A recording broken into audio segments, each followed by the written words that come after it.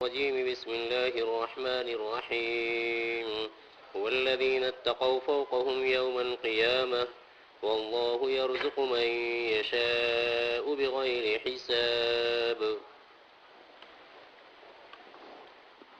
کیونکہ نماز کا وقت بھی 7:15 بجے کا ہو گیا ہے، اس اعتبار سے مختصر ہی کلام کرنا ہے، لہذا اگلی آیت کو ابھی شروع نہیں کیا جا رہا ہے. گفتگو اس پر ہو رہی تھی کہ اللہ عز و جل نے مؤمنین کے لیے آخرت میں سرخروئی کا اور کامیابی کا، فوقیت کا اور برتری کا سامان تیار کر رکھا ہے. ضرورت اس بات کی ہے کہ اہل ایمان اپنے اندر تقوی پیدا کریں. ویسے اللہ عز و جل نے جتنے وعدے کر رکھے ہیں بظاہر ان کا تعلق آخرت سے ہے، لیکن دنیا میں بھی اس کے فوائد اور اس کے ثمرات اہل دنیا کے سامنے آتے ہیں. جو ارباب تقوی کا حال ہے، جو متقی حضرات کا حال ہے، وہ اہل دنیا پر مخفی نہیں رہتا، اور اس اعتبار سے دنیا میں بھی وہ نوازے جاتے ہیں. ایک مرتبہ بغداد میں کچھ نوجوان جمع ہوئے. انہوں نے ایک نوخیز لڑکے کو، نوعمر لڑکے کو بھیجا بازار میں کسی کام سے. وہ آیا اچھی خاصی تاخیر کے بعد اور ہنستا ہوا، مسکراتا ہوا اور ہاتھ میں خربوزہ تھامے ہوئے. جو ان کے ساتھی تھے ان ساتھیوں نے بگڑنا شروع کیا دور ہی سے کہ ایک تو اچھی خاصی تاخیر سے آ رہا ہے، لیٹ آ رہا ہے، اور پھر اس کے بعد مسکرا بھی رہا ہے، ہنس بھی رہا ہے. اس نے کہا کہ ہنسنے کی بات یہ ہے اور مسکرانے کی بات یہ ہے کہ جو خربوزہ میں لے کر آیا ہوں یہ 20 درہم میں لے کر آیا ہوں. 20 درہم میں تو ہنسنے کی بات تھی یا رونے کی؟ 20 درہم میں اور ایک خربوزہ. تو اس پر ساتھیوں نے اور تعجب کیے. اس موقع پر اس نے کہا کہ اس کی خصوصیت یہ ہے، وشیشتا یعنی آج ہے، کہ اس پر حضرت بشر حافی کا ہاتھ لگا ہے. اس کی وجہ سے اس کی مالیت یا اس کی ویلیو جو ہے وہ 20 درہم. مطلب یہ ہے کہ بھاؤ میں اور قیمت میں بڑھنا چڑھنا شروع کیا ہوگا اور کے ساتھ، اور 20 درہم کے اوپر میں پہنچا تو اس کو میں لے کر آیا. اب بظاہر بشر حافی کو تو پتہ بھی نہیں ہوگا کہ میرے ہاتھ لگانے کے نتیجے میں خربوزے کی مالیت کے اندر میں اس قدر اضافہ ہو گیا ہوگا، لیکن اللہ عز و جل کا جو وعدہ ہے وہ آخرت سے متعلق نہیں، اس کی طرف میں متنبہ کر رہا ہوں اور توجہ دلا رہا ہوں کہ دنیا میں بھی تقوی کے اثرات ظاہر ہوتے ہیں. حضرت شیخ الحدیث نور اللہ مرکزہ نے آپ بیتی کے اندر میں ذکر فرمایا حضرت امام غزالی علیہ الرحمہ کے حوالے سے کہ ایک آدمی اپنی جو پڑوسن تھی اس پر فریفتہ ہو گئے، عاشق ہو گئے. اس کے دل میں بھی کچھ ایسے ہی خیالات جنم لینے لگے اس لڑکی کے. گھر والوں نے مناسب یہ سمجھا کہ اس کو بھیج دیا جائے دوسرے گاؤں. چنانچہ اس لڑکی کو بھیج دیا گیا دوسرے گاؤں. لیکن اس کو پتہ لگا، اگرچہ موبائل کا زمانہ نہیں ہوگا لیکن پھر بھی وہ جو اس کی ٹوہ میں رہتا ہے اس کو کچھ نہ کچھ اندازہ تو ہو ہی جاتا ہے. اب یہ تو ہوئی تھوڑی ہنسنے کی بات. آگے پھر وہ فکر انگیز بات میں یہ کہہ رہا ہوں کہ بعض مرتبہ ہمیں پتہ نہیں چلتا کہ ہماری لڑکی یا ہماری متعلقہ، ہماری رشتہ دار جس کی سرپرستی ہم کر رہے ہیں اس کا حال کیا ہوتا ہے. کئی سال تک جو ہے وہ یہ چکر چلتا ہے کہ اس میں جب تک وہ بات نہیں کرے گی اپنے اس دوست کے ساتھ یا یار کے ساتھ، وہاں تک وہ سوئے گی نہیں. ایک صاحب کا قضیہ آیا تھا، معاملہ آیا تھا. ویسے کوئی جاننے والا ہے نہیں، اس اعتبار سے جو اس سے سبق اخذ کرنا ہے اس کے لیے میں ذکر کر رہا ہوں کہ 7 سال تک جو ہے معاشقہ چلتا رہا ان کا، 7 سال تک. اور اس میں اس کا کہنا یہ تھا کہ وہ لڑکی جو ہے وہ سوتی نہیں تھی جب تک مجھ سے گفتگو اور بات نہیں کرتی تھی. پھر بعد میں نکاح ہو گیا اور نکاح کے بعد کچھ انبن کی شکل جو ہے وہ شروع ہوئی. اس پر انہوں نے سنایا کہ ایک زمانہ وہ تھا اور اب جو ہے نکاح کے بعد کیفیت بدل گئی ہے کہ جنات ونات، جادو وادو. مطلب وہ اپنے اعتبار سے جو ہے وہ تھنک کر رہے تھے کہ کچھ جادو وادو کر دیا ہے. بہرحال سرپرستان کو اور مربیان کو اس پر زیادہ توجہ دینے کی ضرورت ہے۔ تو ان صاحب کو پتہ چلا، وہ گئے اس گاؤں میں اور پھر اس کے بعد اس سے کہا کہ میرا یہ مطالبہ ہے، اس مطالبے کو پورا کیجئے۔ لڑکی نے کہا کہ ویسے تمہارے دل میں جتنی محبت ہوگی اس سے کہیں زیادہ محبت میرے دل میں تمہاری ہے، لیکن اللہ کا خوف جو ہے وہ مانے ہے، جس کی وجہ سے یہ غلط کام ہم نہیں کریں گے۔ تو کہا کہ اچھا جب یہ بات ہے تو میں بھی توبہ کرتا ہوں اس غلط ارادے سے اور غلط خیال سے۔ اب اس کے بعد چلنے لگا، واپس ہوا اپنے گاؤں کی طرف۔ راستے میں آیا، سخت پیاس لگی، ایک صاحب وہاں سے گزر رہے تھے اور وہ اس زمانے کے نبی کے قاصد تھے۔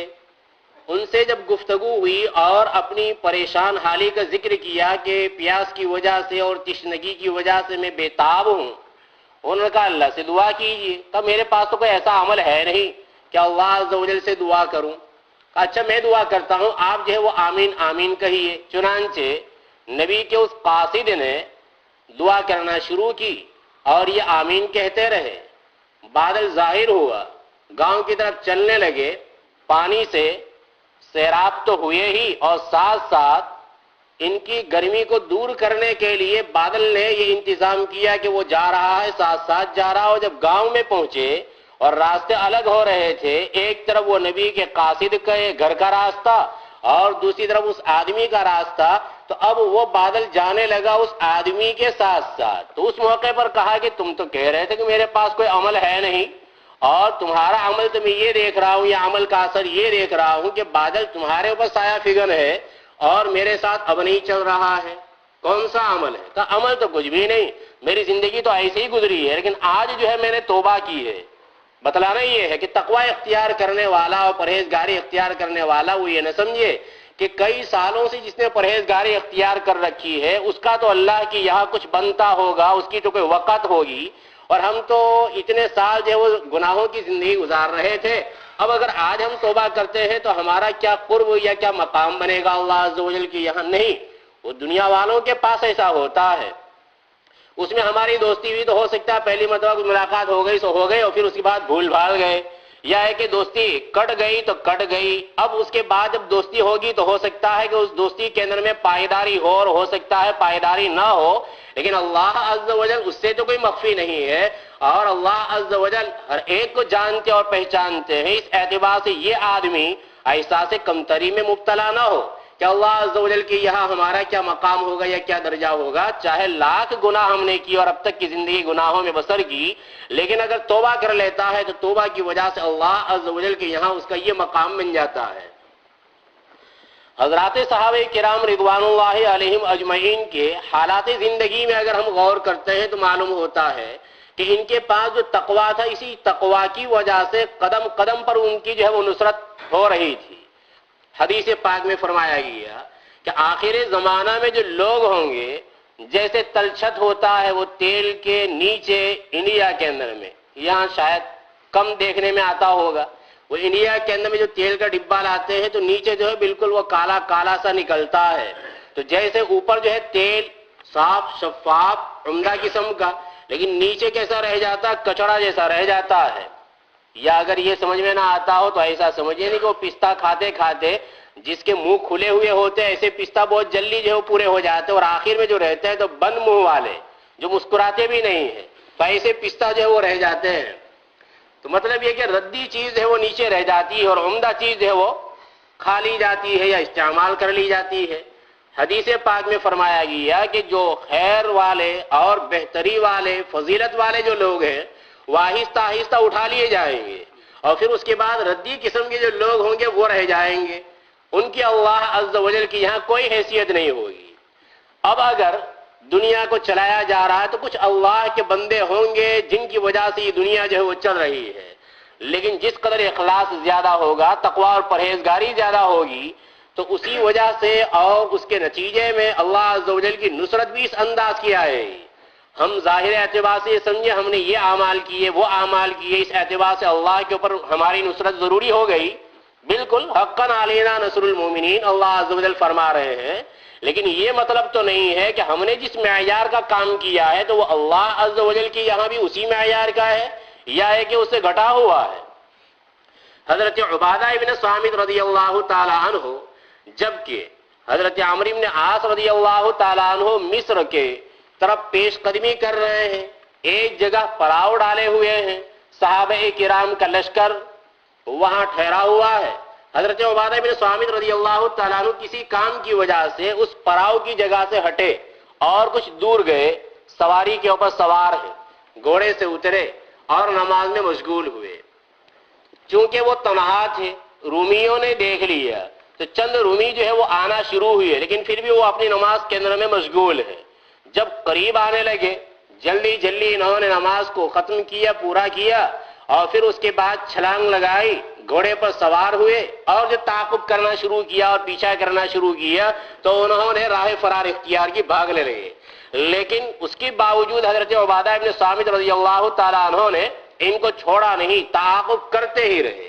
جب ان لوگوں نے یہ سوچا اور ان لوگوں نے یہ محسوس کیا کہ حضرت عبادہ ابن صامت یا ہے کہ یہ جو درویش صفت انسان ہے، نام ان کو معلوم نہیں، ہم نام بول رہے ہیں، تو درویش صفت انسان جو آ رہا ہے تعاقب کرتا ہوا وہ ویسے ہم کو چھوڑنے والا ہے نہیں، بہتر صورت یہ ہے کہ ہمارے پاس جو قیمتی سامان ہے اس کو ہم ڈال دیں، چھوڑ دیں، وہ اس میں مشغول ہو جائے گا، ہماری جان بچ جائے گی، اور جان بچی پھر لاکھوں پائے۔ اس اعتبار سے ان لوگوں نے اپنے کمر بند میں جو چیزیں باندھ رکھی تھی عمدہ قسم کی ان کو ڈالنا شروع کیا، لیکن عبادہ ابن صامت نے ذرہ برابر اس کی طرف توجہ نہیں کی، وہ برابر تعاقب کرتے رہے، اب وہ بھاگتے رہے اور کسی طریقے پر قلعے کے دروازے کے پاس اسکندریہ کے پہنچ ہی گئے۔ پھر اس کے بعد اندر انہوں نے پناہ لے لی، دروازے کو بند کروا دیا، دروازہ بند ہوا۔ حضرت عبادہ ابن صامت رضی اللہ تعالی عنہ تنے تنہا ہے اور پھر پتھر برسانا شروع کیے، سواری سے اترے اور پھر اس کے بعد قلعے کے اوپر پتھر برسانا شروع کیے۔ ایک آدمی ہے اور ادھر جو ہے وہ کئی آدمی پھر قلعے کے پاس پہنچ گئے ہیں، اب قلعے میں تو اپنے ہی آدمی ہیں ان کے، اس کے باوجود ہمت نہیں ہو رہی ہے، تو اس کا مطلب یہ ہے کہ یہ ڈر کا پیدا کرنا یہ اللہ عز و جل کے قلب میں، اللہ عز و جل کے اختیار کے اندر میں ہے، اللہ عز و جل ان کے قلب کے اندر میں ڈر پیدا کرتا ہے۔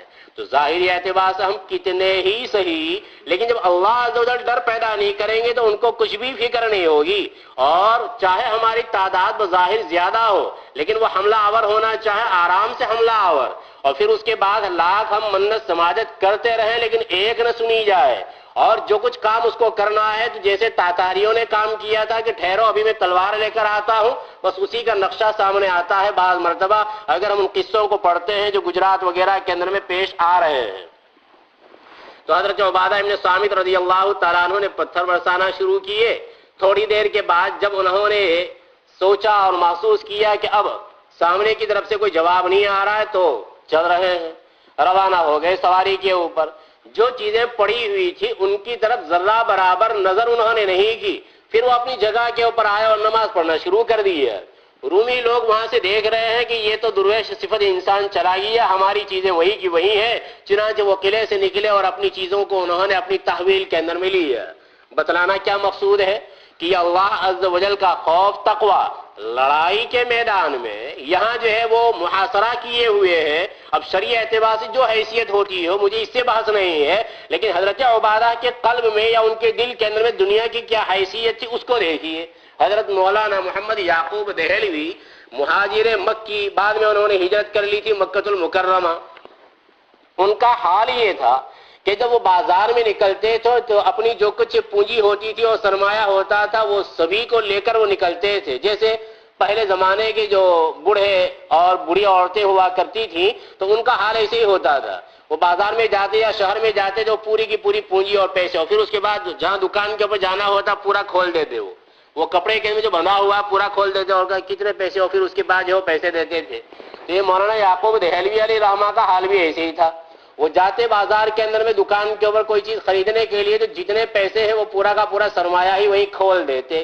ایک مرتبہ ایک بدو نے اور ایک دیہاتی نے دیکھ لیا ایک دکان کے اوپر کہ اچھا اس طریقے سے ان کے پاس پیسے ہیں، اب جا رہے ہیں، ان کا پیچھا کرتے کرتے وہ صاحب گئے، وہ بدو اور اعرابی، ان کا جب مکان آنا تھا تو وہ تنگ اور تاریک گلی کے اندر میں تھا. موقع مناسب سمجھا اس عرابی نے، بدو نے، دیہاتی نے، اس گنواریے نے، گاؤں والے نے، ہمارے اعتبار سے وہ گنواریا. تو یہ جو گنواریا تھا، گاؤں والا تھا، بدو اور دیہاتی تھا، تو اس نے چھین لیا ان سے تھیلی کو اور پھر اس کے بعد بھاگنا شروع کیا. حضرت کو جیسے کچھ ہوا ہی نہیں، وہ دنیا کی طرف گویا کہ نظر ہے ہی نہیں. حضرت عمر رضی اللہ تعالیٰ عنہ نے ایک موقع پر حضرت ابو عبیدہ ابن الجراح رضی اللہ تعالیٰ عنہ کے پاس 400 دینار اشرفی سونے کی وہ بھیجی اپنے غلام کے ہمراہ، اور ان کو یہ کہا کہ ذرا یہ بھی دیکھتے رہیے کہ وہ کیا کرتے ہیں ان پیسوں کا. چنانچہ غلام لے کر پہنچے، اس تھیلی کو ان کے حوالے کیا.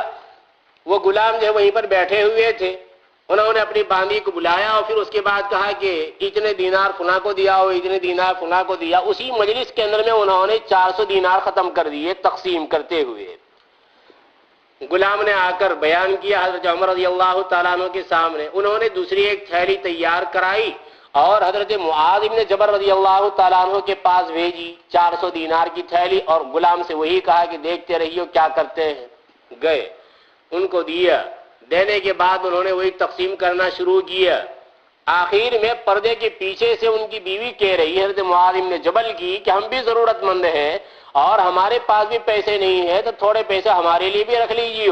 اس موقع پر انہوں نے وہ تھیلی کو ٹٹولا اور کھنگالنے کے بعد 2 دینار جو باقی بچ گئے تھے تو ان کی طرف پھینک دیا کہ لے اتنے باقی بچے ہیں.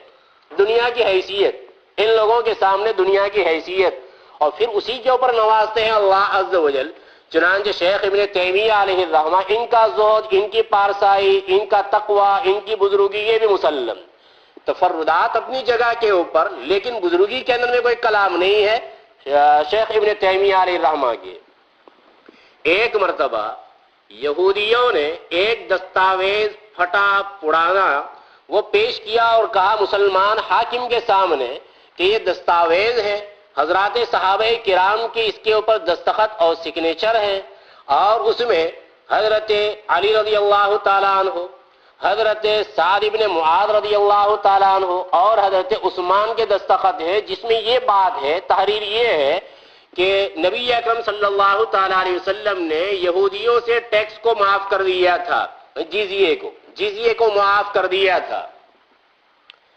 اب اس زمانے کے جو علماء تھے ان سے مسئلہ معلوم کیا حاکم نے، تو کہا کہ جو آپ علیہ السلام نے یہودیوں سے یہودی ہونے کی وجہ سے، نہ یہ کہ صرف خیبر کے یہودی ہونے کی وجہ سے، یہودی ہونے کی وجہ سے جزیہ معاف کر دیا، تو آج کے زمانے کے جو یہودی ہیں ان کے جزیے کو بھی معاف کر دیا جائے گا. اس دستاویز کو سامنے رکھتے ہوئے یہی حکم لگایا جا سکتا ہے. شیخ ابن تیمیہ کے پاس یہ مسئلہ پہنچا. اب وہ تقوی جو ہے وہ اپنی ایک خاص روشنی پھینکتا ہے. حضرت شیخ ابن تیمیہ علیہ رحمہ کے پاس وہ دستاویز پہنچا، انہوں نے اس کا مطالعہ کیا اور پھر اس کے بعد کچھ وجوہات بیان کی کہ یہ اس کے اسباب ہیں اور یہ ریزنز ہیں جس کی وجہ سے میں کہہ سکتا ہوں کہ یہ جعلی ہے اور بناوٹی ہے. چنانچہ ایک نمبر تو یہ کہ دستاویز میں دستخط کرنے والے اور سائن کرنے والوں میں، سگنیچر کرنے والوں میں حضرت سعد ابن معاذ رضی اللہ تعالیٰ عنہ کا نام ہے. حضرت سعد ابن معاذ رضی اللہ تعالیٰ عنہ کا تو وصال ہو گیا تھا اور انتقال ہو گیا تھا خیبر کی فتح ہونے سے پہلے. تو پھر آپ علیہ السلام نے خیبر والوں سے جزیے کو معاف کیا ہو اور اس دستاویز کے اوپر سگنیچر اور دستخط ان کی آ رہی ہو سعد ابن معاذ کی، یہ کیسے ہو سکتا ہے؟ ان کا تو پہلے انتقال ہو گیا تھا. دوسرے نمبر پر جزیے کا جو حکم آیا تھا وہ غزوہ تبوک کے موقع پر یعنی سن 9 کے اندر میں آیا ہے، اور یہاں خیبر جو فتح ہوا ہے وہ اس سے پہلے.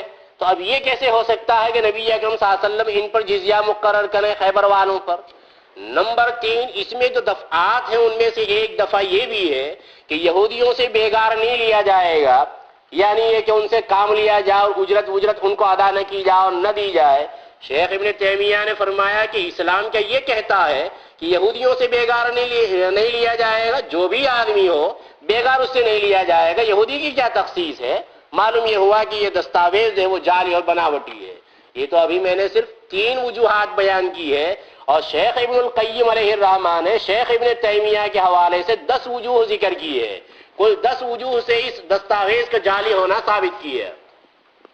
میں یہ کہہ رہا تھا کہ حضرت عمر رضی اللہ تعالیٰ عنہ نے جو امتحان کرنا چاہا اس امتحان کرنے میں کامیاب ہوئی حضرت ابو عبیدہ ابن الجراح اور حضرت معاذ بن جبل. بیان کیا غلام نے کہ یہ قصہ ہوا. حضرت عمر رضی اللہ تعالیٰ عنہ نے فرمایا کہ یہ سب بھائی ایک سے بڑھ کر ایک ہیں، یہ حضرات صحابہ کرام ایک سے بڑھ کر ایک ہیں. حضرت مولانا یعقوب دہلوی مہاجر مکی، ان سے جب وہ پیسے چھین لیے گئے، تھیلی ان سے چھین لی گئی، جیسے کچھ ہوا ہی نہیں، وہ اپنے گھر کے اندر میں چلے گئے. اب دیکھا ہے اس چور نے جاتے ہوئے بھاگتے ہوئے کہ کون سے مکان کے اندر میں یہ بوڑھے آدمی گئے ہیں. اب بھاگنا شروع کیا تو گلی کے ناکے پر، سرے کے اوپر، کنارے کے اوپر پہنچ گئے، لیکن راستہ نہیں مل رہا. تو پھر ادھر بھاگنا شروع کیا، یہاں بھی راستہ نہیں مل رہا ہے، حالانکہ راستہ کھلا ہوا ہے، لیکن اس کے باوجود راستہ وہ اپنے لیے مسدود پاتا ہے اور بند پاتا ہے. کئی ایک چکر لگایا اور جب کوئی سبیل ہی نظر نہیں آئی اور کوئی راستہ نکلنے کا، تو اس کے بعد زور سے پکارنا شروع کیا، جسے ہیلپ کرتے ہیں. تو ایسے ہی مدد کے لیے اس نے آواز دی. لوگ جمع ہو گئے، محلے والے اور گلی والے وہ جمع ہو گئے. اور پھر اس کے بعد اس سے پوچھا کہ کیا ماجرا، کیا واقعہ ہے. تو کہا کہ اس گھر کے اندر میں جو آدمی گیا ہے اس نے میرے اوپر ظلم کیا ہے. وہ آدمی جو اس گھر کے اندر میں گیا اس نے میرے اوپر ظلم کیا ہے. اب لوگ تو واقف تھے ان بزرگ سے، مولانا سے، کہ یہ تو ایسے آدمی ہے نہیں. پھر بھی انہوں نے، محلے والوں نے اور گلی والوں نے دروازہ کھٹکھٹایا. چنانچہ تھوڑی دیر کے بعد وہ نکلے.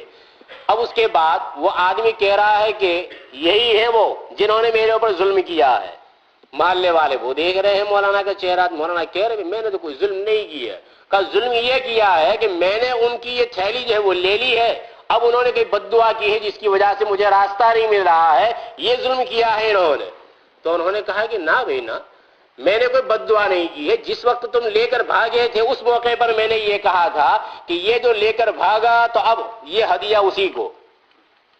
اب وہ پریشان کہ اگر ہدیہ کہا ہے تو پھر اس کے بعد میرے لیے راستہ کھل جانا چاہیے، لیکن پکڑ اوپر سے ہو رہی تھی. اس وجہ سے اس کی تنبیہ کے لیے راستہ جو ہے وہ بند کر دیا گیا تھا. تو تقوی والوں کا اور پرہیزگاری اختیار کرنے والے لوگوں کا حال ایسا ہوتا ہے. اللہ عز و جل ان کو نوازتے ہیں. اور پھر اس کے بعد دوسری ایک چیز دیکھیے، بعض جیسے پہلے میں نے ذکر کیا تھا کہ بعض مرتبہ انسان کے وہم و گمان میں بھی نہیں ہوتا، اس اعتبار سے وہ سبیل اور خلاصی کی صورت نکل آتی ہے. پہلے ذکر کیا تھا حضرت عبداللہ ابن عمرو ابن عاص رضی اللہ تعالیٰ عنہ کا، حضرت عمرو ابن عاص رضی اللہ تعالیٰ عنہ کا واقعہ. مامون رشید، خلیفہ ہارون رشید کا جو لڑکا ہے، پہلے کچھ غلط خیالات ہوں گے، بعد میں اس نے توبہ کر لی ہے اپنے ان خیالات سے. قرآن کریم کے بعد میں کوئی نظریہ اس کا ہوگا، جیسے باطل پرستوں کا اور غلط خیال والوں کا ایک نظریہ ہے، تو ایسا ہی کچھ نظریہ اس کا بھی تھا. لیکن میں نے کہا بعد میں اس نے توبہ کر لی ہے. ایک مرتبہ ایک فقیر قسم کا آدمی آیا، مفلس قسم کا آدمی آیا، اور اس نے سوال کیا مامون رشید سے کہ آپ مجھے کچھ رقم دیجئے، مجھے حج کے لیے جانا ہے. اس موقع پر مامون رشید کہنے لگا کہ یا تو آپ مالدار ہیں یا آپ مفلس ہیں. اگر آپ مالدار ہیں تو سوال کیوں کرتے ہیں، اور اگر آپ مالدار نہیں، غریب ہے، تو غریب کے اوپر حج فرض نہیں ہے، پھر پیسے کیوں مانگ رہے ہیں. تو اس موقع پر اس آدمی نے کہا کہ میں آپ کو مفتی سمجھ کر نہیں آیا ہوں، آپ کے پاس بادشاہ سمجھ کر آیا ہوں. فتویٰ دینے والے آپ سے بہتر شہر کے اندر میں موجود ہے، اگر دینا ہو تو دے دیجیے، ورنہ تو انکار کر دیجیے. یہ مامون رشید کی بات چل رہی ہے کہ مامون رشید راجا واجا واندرا. تو مامون رشید کا جو خاص مصاحب ہے عبداللہ ابن طاہر، ایک موقع پر کچھ ناراضگی ہو گئی اور خفگی ہو گئی، ناراض ہو گیا یہ بادشاہ، اور وہ غیر حاضر ہے اس موقع پر، اس مجلس کے اندر میں موجود نہیں ہے. اپنے آدمیوں سے، دوسرے مشیروں سے مشورہ کیا کہ کیا کیا جائے، قتل ہی کر دیں، یہی صورت بہتر ہے. ٹھیک ہے، اس کے لیے کوئی صورت ہم اختیار کرتے ہیں. وہاں اس کا کوئی خیر خواہ ہوگا عبداللہ ابن طاہر کا، تو اس نے ایک خط لکھا، اور خط کے اندر میں فقط اتنا کہ بسم اللہ الرحمن الرحیم یا موسیٰ، بسم اللہ الرحمن الرحیم یا موسیٰ. اب وہ خط کسی طریقے پر پہنچایا گیا عبداللہ ابن طاہر کو. عبداللہ ابن طاہر جو ہے وہ اس خط کو دیکھ رہا ہے، الٹ پلٹ کر رہا ہے، لیکن اور کوئی چیز نہیں، فقط اتنا ہی بسم اللہ الرحمن الرحیم یا موسیٰ. اس موقع پر ایک کنیز جو انتہائی پارسا پرہیزگار، وہ یہ کہہ رہی ہے کہ آپ کو متنبہ کیا گیا ہے اس بات کے اوپر کہ آپ کے قتل کے مشورے ہو رہے ہیں. یا موسیٰ ان الملا یأتمرون بک لیقتلوک فاخرج انی لک من الناصحین، کہ لوگ مشورہ کر رہے ہیں آپ کے قتل کا، لہذا آپ نکل جائیے، میں آپ کے خیر خواہوں میں سے ہوں. تو گویا کہنے والے نے یہ کہا ہے کہ آپ اپنی خلاصی کی کوئی سبیل ہو سکتی ہو، کوئی راستہ نکل سکتا ہو نجات کا، تو اس کو اختیار کیجئے. چنانچہ اس نے راہ فرار اختیار کیا، بچ گیا، ورنہ اسی وقت وہ جانے والا تھا بادشاہ کے دربار میں.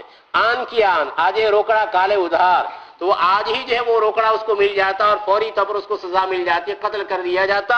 لیکن اللہ عز و جل کی طرف سے نصرت آ رہی ہے عبداللہ ابن طاہر کی ایک پارسا عورت کی وجہ سے. وہاں پارسائے خود ان میں بھی ہے، عبداللہ ابن طاہر میں. ورنہ مان لو کہ اگر وہ آیت کریمہ کا اتنا ٹکڑا پہنچتا جسے اب تک حل نہیں ہو رہا تھا، حل نہ ہوتا اور پھر وہ چلا جاتا تو وہی حشر ہوتا، تو اس کا مطلب یہ کہ دوسری جو پارسا اور متقیہ اور پرہیزگار عورت ہے، اس کے تقوی کا بھی وہاں پر اثر پڑ رہا ہے. تو یہ اللہ والوں کا حال ہے. اللہ عز و جل ان کی اس طریقے سے حفاظت کرتے ہیں، اور جہاں کہیں ابتلا اور آزمائش کا سامان ہوتا ہے تو اس میں اللہ عز و جل کے خاص بندوں کو تہہ تیغ بھی کر دیا جاتا ہے. یہ بات بھی اپنی جگہ پر مسلم ہے. لیکن یہاں اللہ عز و جل اس پر متنبہ کر رہے ہیں کہ تقوی اختیار کرو گے تو ہی تمہیں اعلی درجات ملیں گے، اور تم ہنسنے والے بنو گے ان لوگوں کے اوپر جو دنیا میں تمہارے اوپر ہنس رہے تھے. اور رہا رزق کا مسئلہ، تو اللہ عز و جل جس کو چاہتے ہیں بے حساب بے کتاب ادا کرتے ہیں اور دیتے ہیں.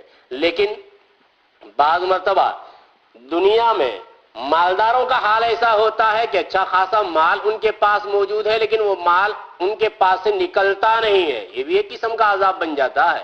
ظاہری اعتبار سے آسائش کی چیز ہے، آرام کی چیز ہے. جو چیز انسان خریدنا چاہے اور جس ضرورت کو پورا کرنا چاہے ان پیسوں سے، دراہم و دنانیر سے یا پاؤنڈ سے وہ پورا کر سکتا ہے. لیکن بعض مرتبہ بخل اس انداز کا ہوتا ہے کہ آدمی کے لیے پیسے کو نکالنا، ہٹانا، اور اگر نکل گیا تو جان دینے کے لیے تیار ہو جائے گا یہ آدمی. ایک صاحب تھے، وہ اسی پر ختم کر دیتے ہیں. ایک صاحب تھے بخل میں نمبر 1. تو ان کا اجتماع ہوا اور ان کی ملاقات ہوئی ایک اور بخیل سے، ایک سے بڑھ کر ایک. وہی حضرات صحابہ کرام ایک سے بڑھ کر ایک، تقوی، پرہیزگاری، سخاوت، ترک دنیا، زہد کے اندر میں. اور یہاں وہ دوسرا حال چل رہا ہے، ایک سے بڑھ کر ایک میں. تو ملاقات ہوئی، کہا کہ تم کس طرح کھانا کھاتے ہو. ایک بخیل پوچھ رہا دوسرے بخیل کو تم کس طرح کھانا کھاتے ہو. تو کہا کہ اس طریقے پر کہ ایک پیسہ اس زمانے میں تو زیادہ تھا، ایک پیسے کا میں گھی لاتا ہوں، گھی، اور پھر اس کے بعد روزانہ اس کو دیکھتا ہوں، تجھے کھا جاؤں گا. اس طرح 1 مہینے تک وہ اس کو کہتے رہتے ہیں، اور پھر اس کے بعد جب مہینے کی آخری تاریخ ہوتی ہے تو وہ کھا لیتے ہیں. تو کہا کہ میں اس طرح کرتا ہوں. تو دوسرا وہ کہتا ہے پہلے بخیل کو کہ تم جو بڑے فضول خرچ ہو، 1 پیسے کا تم گھی لاتے ہو. میں تو ایسا کرتا ہوں 1 پیسے سے کم میں روٹی تیار ہو جاتی ہے مہینے بھر کی. اچھا تو 1 روٹی لے کر میں نکلتا ہوں اور میں گھومتا ہوں، چکر لگاتا ہوں، اور جس گھر کے پاس جاتا ہوں جہاں سے خوشبو آ رہی ہے گوشت کے پکنے کی، وہاں میں کھڑا رہتا ہوں، پھر اس کے بعد اپنی روٹی کھا لیتا ہوں. دونوں مزے مل گئے، روٹی کا بھی اور وہ گوشت کا بھی. اللہ عز و جل جن چیزوں کا تعلق عمل سے ہے اس پر عمل کی توفیق محمد فرمائے. آمین. وآخر دعوانا الحمدللہ رب العالمین. سبحان اللہ.